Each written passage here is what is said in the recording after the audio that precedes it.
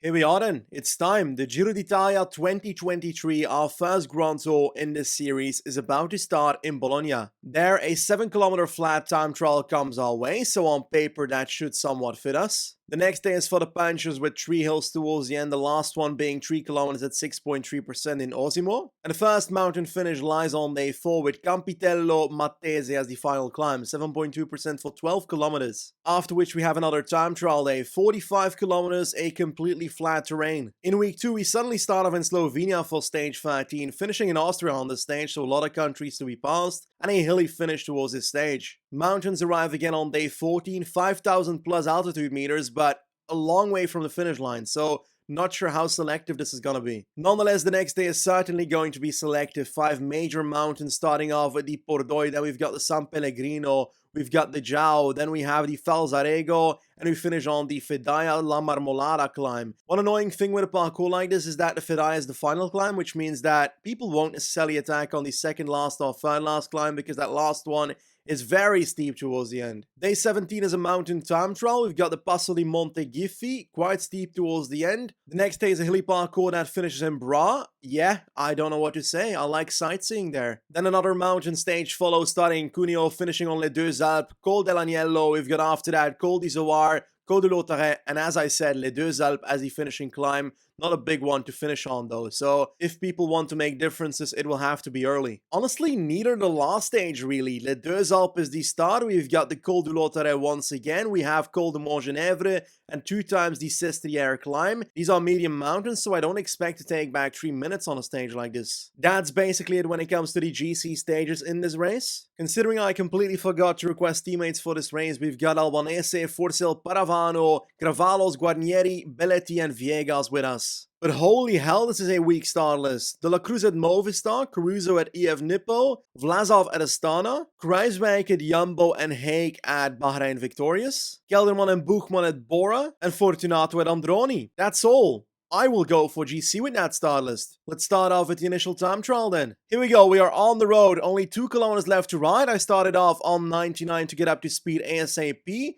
Now into the final kilometers with our +3 on the day. That means roughly 81 when it comes to our prologue stats, so that's great. Let's move it up to 99 again, and 19 von 18 seconds. In the end, Remy Cavagna is the winner of the first time trial. As a consequence, he takes home the first Maglia Rosa ahead of Ganna and Bjerg. Honestly, somewhat disappointed with our 27th spot with 81 prologue. Nonetheless, we only lost like 3 seconds to the likes of Kelderman. Vlasov only gained like 8 seconds, so it's far from the end of the world for us. Oh my god, the start list is literally so terrible that we are favored for the second stage. How is that possible? Anyway, a stage for the punchers. We'll do our best and hopefully it happens. The developers should really work on the in-race missions on Pro Cyclist mode, because we're favored and we have to go in the breakaway for 80 kilometers. There's no way I'll do that. With 25k to go, we are currently on the Agugliano climb, which is the 3rd last hill, which is not that serious. I'm waiting for that 2nd last hill to see if someone will attack or I will attack. On the Ofania climb now, the 2nd last climb, 2.7k at 7.1%. We've got Colbrelli pushing it on the right to get with Gaviria. Oh my god. And Gamper. We're just gonna try and follow for now. I might attack with about 1k to go towards the top, but it looks like the tempo is a bit too high for an attack, to be honest. Why not? There we go. On to the attack. We've got Jack Haig, the Australian champion, in our wheel. Let's try and work together towards the final climb here. There we go. And we've got a gap of 20 seconds on the group behind, 25. So let's try and keep this up together. The gap has gone down to 10 seconds, so I don't think this will do much. And Nals Peters has caught us. So we're gonna have to redo all of that on the final climb now. 3 kilometers towards the top. Nals Peters and Großschartner going for it. I'm just doing my own tempo right now, 89. It's steep until the end, so let's not go too early on this one, but hopefully not too late either. 1.8 kilometers to go. Let's move to 91, I think. And let's hope that's enough to get towards the front of the group again.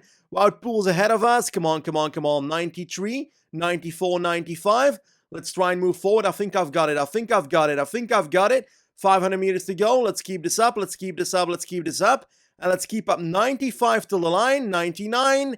And we've got the victory right there. We were the favorite, and we take the stage home. Honestly, did not expect our first Grand Tour stage to be so easy, but again, it's the start list doing it. GC-wise, Alexander Vlasov takes the pink jersey. We're now on 4 seconds of the Maglia Rosa. Honestly, very close and very doable. But hey, we are already leading our KOM jersey, so that's pretty cool. While stage 3 is an uphill finish, I am gonna simulate this one. This is likely gonna be for the sprinters anyway. And yes, Gaviria takes it ahead of Miss Pedersen. Literally no changes in GC. On to the first mountain stage to Campitello Matesenen. All the riders on this page are better at the mountain stat than we are, but we're gonna try and surprise. Honestly, I've got such a good team surrounding me in this Giro. It's insane. 43 people in the group at 20k to go.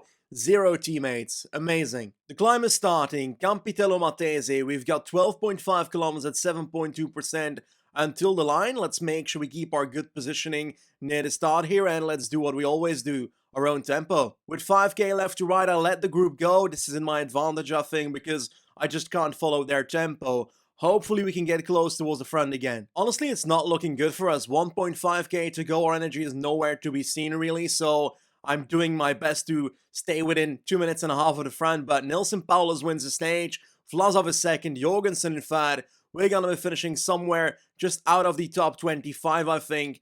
Not that great, losing roughly 2 minutes 20 on the front. In GC, we dropped to the 21st spot on 2:19 of the lead. It's not terrible, but it's also not good either. Let's quick sim the next flat stage, and it's won by Fernando Gaviria. Honestly, on paper, a stage like this would not give differences to a rider like us, but in reality, in Pro Cycling Manager, if I quick sim this, then the game will make me lose 30 seconds, so I have to ride it. With about 5k to go, plenty of people are trying to get away here. I'm just waiting until the tempo dies out, because that offers an opportunity to attack, and without one, I can't win this stage. This might be the moment right here. Wout Poels, let's try and follow the man.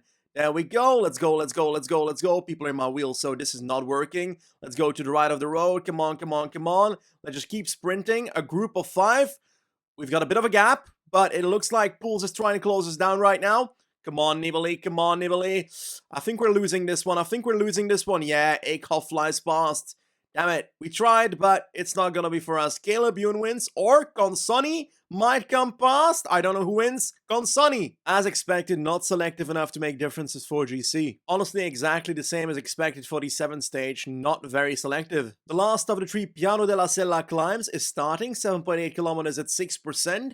Let's try and do some damage here, because 44 people means that it can do damage. I'm trying to thin out the group by pacing 85 at the front. At the top, I will try and make sure other people work with me, if the group is still large enough at least. Only 2.5 kilometers left to climb.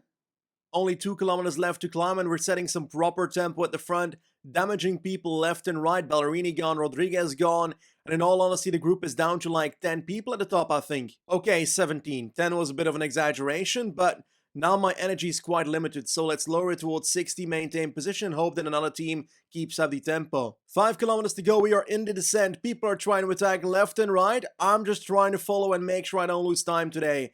As simple as that.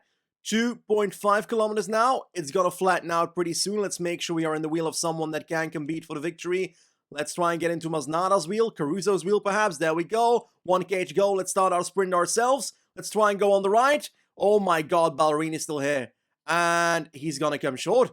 Wout Poels takes the stage. We're gonna finish 5th. Fortunately, Vlasov doesn't take bonus seconds. And the stage moves us into the top 10. We're now 9th on the same time. 2 minutes 19 down. Now it's time for the 45.5 kilometer flat time trial. We're a decent time trial list, so we should do decently. Then again, our stage 1 time trial was slightly disappointing. Anyway, my goal is staying in the top 10 and hopefully moving up a few spots. Oh, we're leading the youth classification. I didn't know that. Anyway, 44 kilometers to go. 80 is probably too high, so let's start off on 75. A +2 on the day with significant boosts on time trial and secondaries, so that will help. As we are passing Attila Walter, we are closing in towards the first intermediate, perhaps going a bit too fast looking at our energy. Let's see what we do at the first intermediate check, and it is 37 on a minute 22. 1.5 kilometers towards the finish line. I want to finish first of these 3. Final sprint for us right here. Let's try and get past Fortunato. Come on, Nibali, let's 99 to the line. We're gonna finish with a gap of 2 minutes down, 15th. Looking at the GC, that was a great time trial by us. We're now on 3:13 on the 5th spot. This Giro has been great for Nilsen Paulus though. He's expanding his lead in total. Another sprint stage to simulate, but this time around Gaviria does not win. Caleb Ewan takes this one. And another flat stage to skip, and another victory for Caleb Ewan. Surprise, another flat stage. This one's for Gaviria again though, and the fourth flat stage in a row is once again for Gaviria. After all the flat stages, finally hill stage time, 230.2 kilometers, so quite a long stage from Slovenia to Austria. The climbs are about to start. The Ananas is the first climb. It's not the craziest climb. I think it's roughly 5.2k long at 6%, so I'm gonna start 85 at the start, and is that too much? Probably. Let's do 80. I don't want to implode myself on the climb either. We are thinning out the group one by one. Let's up it towards 85 right now to make sure we can follow what Bookman is doing here with Jake Stewart in his wheel. A descent is coming, and then a steeper section of 2 kilometers at 10.8% start. So let's make sure we are ready for that steep portion. Here it is. Bookman's already done for. He's 8th in GC.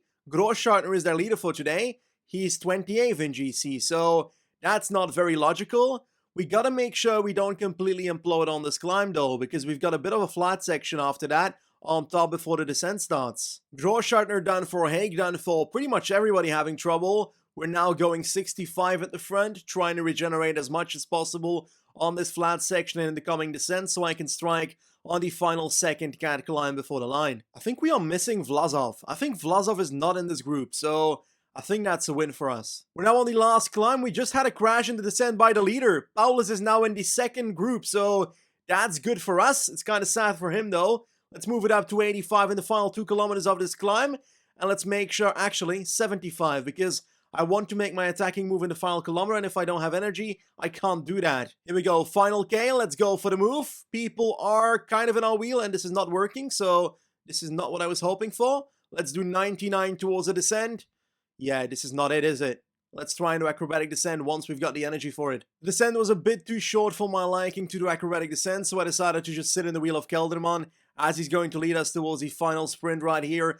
2 kilometers to go. There's the 1k banner. Let's get ourselves ready because I'm about to sprint right now with Nibali. On the right, Großschartner is going to take this one, I think. Oh, Kelderman, Masnada. Someone's going to take it. It's Kelderman ahead of Großschartner and Masnada. We finish in the top 10. Honestly, this is Wilco Kelderman's first victory ever, so congratulations, man. GC-wise, Vlasov collapses to the 8th spot as he was nowhere to be seen today. Nelson Paulus loses some of his feathers after that crash. We're now 203 down in the 4th spot of GC. On that note, I think I'll be ending today's episode on stage 13 of the 21. Quite certainly a race to be proud of so far, a stage win on day 2, and since then, we got ourselves into the 4th position of GC. Honestly, I believe it is very realistic to put winning the Giro as our goal for this race because the start list was not good. Obviously, we're not the best climbers, so the mountain stages will be difficult. I'll already be happy with the podium, but that victory is what we're after. So yeah, that's the aim for next time. Once again, thanks for watching,